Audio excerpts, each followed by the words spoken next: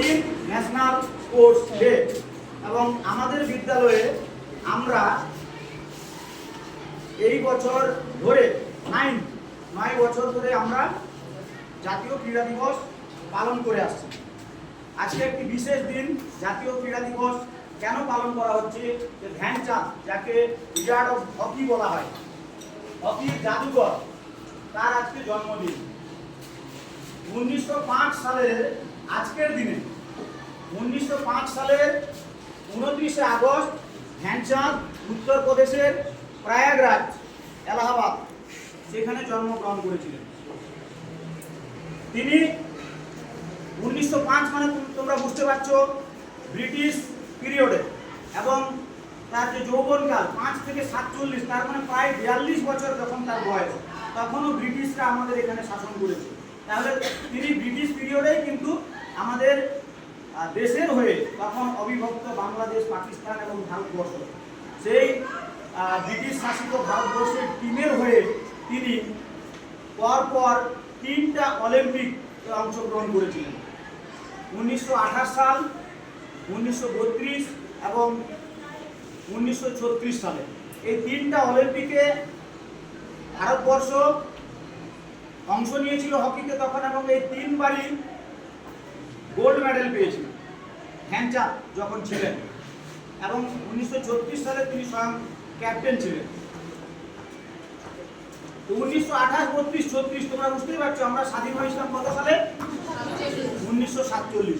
তার মানে স্বাধীনতার আগে।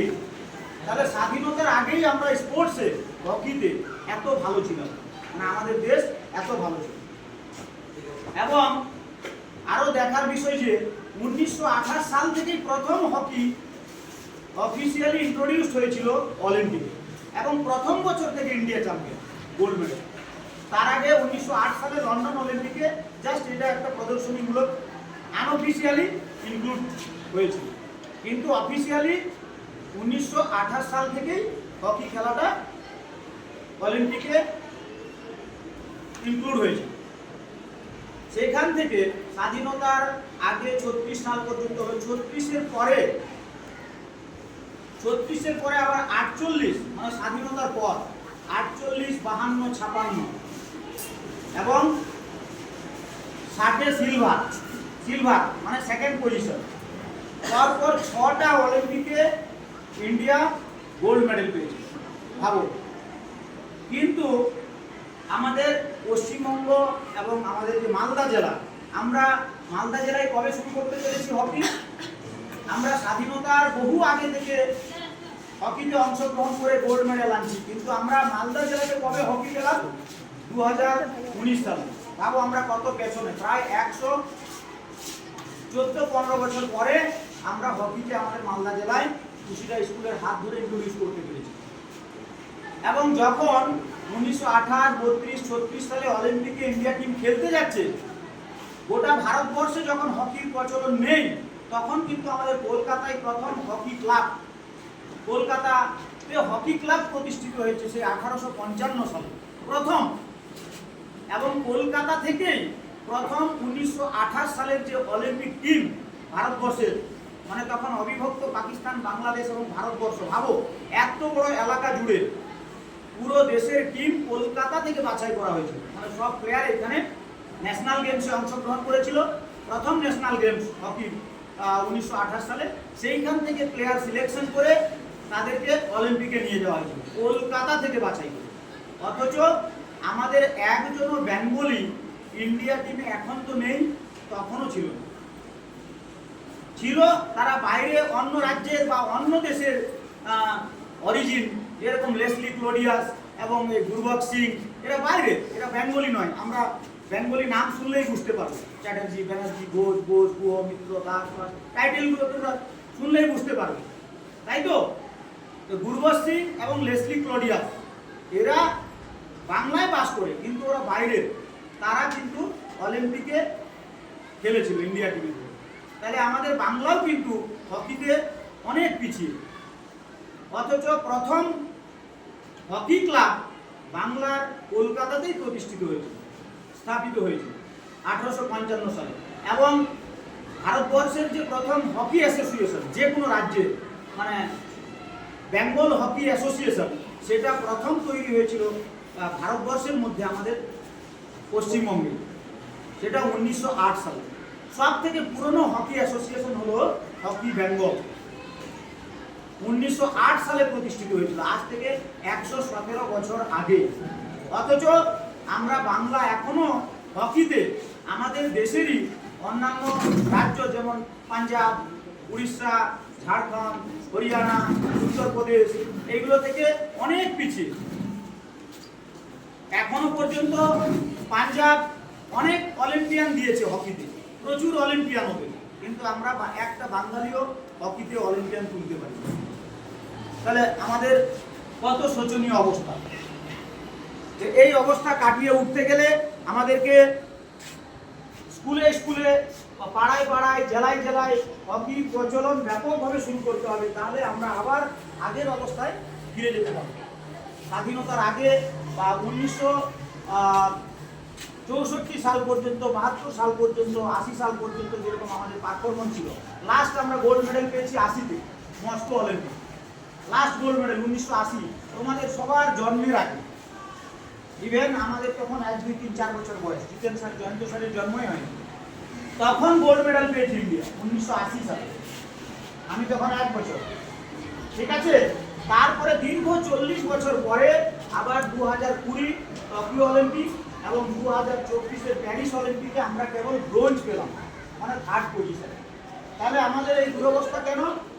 বলছে বিশেষজ্ঞরা, বলছে যে 1970 সালের আগে অলিম্পিকে আমরা যেরকম মাঠে খেলি, ঘাসের মাঠে খেলা হতো, মাটির মাঠে বা ঘাসের মাঠে খেলা হতো, কিন্তু 70 সালের পরে টার্ফ চলে আসলো। এখন যে তোমরা খেলছো অ্যাস্ট্রোটার্ফ, এরকম টার্ফ চলে আসলো। তখন ইন্ডিয়ান প্লেয়াররা ওই টার্ফে আর অ্যাডজাস্ট করতে পারলো না, ঠিক তো অভ্যস্ত নয়। আমাদের পুরো দেশে একটা অ্যাস্ট্রোটার্ফ ছিল না, আর সেখানে অস্ট্রেলিয়া বা এই যেগুলো হকিতে ভালো যারা, তারা অলরেডি টার্ফ করে ফেলেছে, ইংল্যান্ড, ফিনল্যান্ড, জার্মানি, জাপান, এরা। তো ওরা তখন এগিয়ে যেতে লাগলো 70 সালের পরে। 80 পরে আমরা কোনো মেডেল নেই, 40 বছর ধরে অন্য দেশ রাজত্ব করেছে হকি। তারপরে আমাদের দেশে আবার বিভিন্ন রাজ্যে যখন অ্যাস্ট্রোটার্ফ তৈরি হতে লাগলো, ধীরে ধীরে আমাদের ইন্ডিয়ান টিমকে যখন উড়িষ্যা স্পন্সর করলো, উড়িষ্যা গভর্নমেন্ট, তারপরে ধীরে ধীরে আবার এখন হকিতে ইন্ডিয়া আবার এখন আলোর দিকে যাচ্ছে।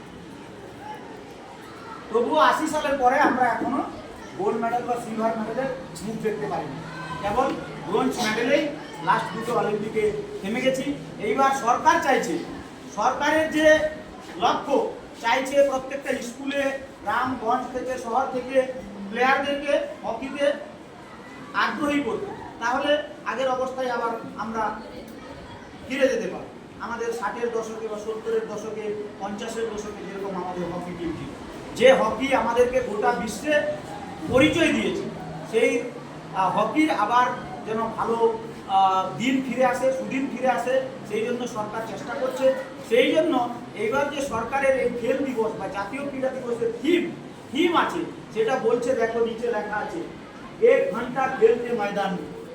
প্রত্যেক জনকে, প্রত্যেক ছেলে মেয়ে, অভিভাবক হোক, অভিভাবিকা হোক, আমরা সবাই যারা মানুষ, প্রত্যেককে যেন 1 ঘন্টা করে খেলার মাঠে সময় কাটায় প্রতিনিয়ত। 1 ঘন্টা খেলতে ময়দান, এটাই হচ্ছে এবারে ন্যাশনাল স্পোর্টস ডে থিম সরকারের। সরকার চাইছে খেলার যে আগ্রহ বা কালচারটা দেশের কোনায় কোনায় পৌঁছে যায়। তার জন্য আমাদের স্কুল লেভেল থেকে ছেলে মেয়েদেরকে আগ্রহী করে তুলতে না পারলে, বা আমরা যদি খেলার সুযোগ দিতে না পারি, তাহলে তো বাচ্চারা বুঝবেই না। আজকে তোমাদের স্কুলে হচ্ছে 4-5 বছর ধরে কালচার, তোমরা বুঝছো হকি খেলাটা কি, পাশাপাশি স্কুলে কিন্তু ওরা জানে না বা বোঝে না। তো সেটা যেন তোমাদের হাত ধরে ধীরে ধীরে তোমরা যখন পাস আউট হয়ে বেরিয়ে যাবে, কলেজে যাবে, নিজের গ্রামে বাড়িতে ফিরবে, উচ্চশিক্ষা লাভ করবে, তোমাদের হাত ধরে যাবে, যাতে রাজ্যের বা জেলার বিভিন্ন জায়গায় ছড়িয়ে পড়ে।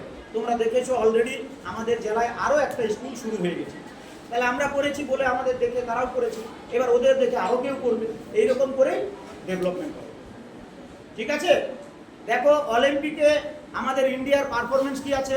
আমরা বাইরে একটা ব্যানার ঝুলিয়ে দিয়েছি, তোমরা দেখবে ব্যানারগুলো কিন্তু তোমাদের শিক্ষার জন্য ঝোলানো হয়েছে, এমনি শোয়ের জন্য না। ওখানে অনেক তথ্য দেওয়া আছে, নিজেরা দেখবে, চোখগুলো দেখবে প্রথম গোল্ড মেডাল কবে পেয়েছি এবং লাস্ট পর্যন্ত অলিম্পিকে আমাদের কি পারফরমেন্স আছে হকিতে এবং অন্যান্য গেমে। তোমরা জানবে অলিম্পিকের ইতিহাস পড়লে, যদি আধুনিক অলিম্পিকের ইতিহাস পড়ো, দেখবে অলিম্পিকে আমরা 10টা গোল্ড মেডেল পেয়েছি এখন পর্যন্ত মাত্র, যেটা অন্যান্য দেশের 100, 200, 300 পর্যন্ত। আমেরিকার দেখবে, চীনের দেখবে, ওখানে দেওয়া আছে, ঠিক আছে।